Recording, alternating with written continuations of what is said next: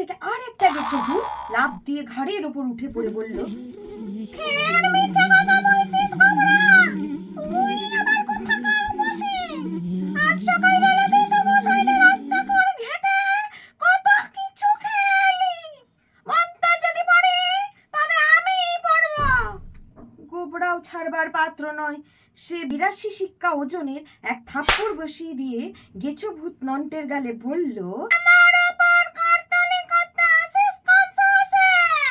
তুই কি খেয়েছিস আমি দেখিনি। কি খেয়েছি? ব্যাং খেয়েছিস? ওদিকে আগের ভূতগুলো হাতাহাতি শুরু করে দিয়েছে। তুমুল হাতাহাতি। যে আসনে বসতে চায় তাকেই মারে।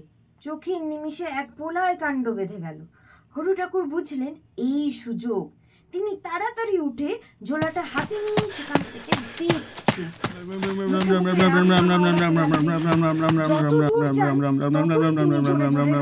বলে চেঁচাতে লাগলেন। ভয় যেন আর কাটে না।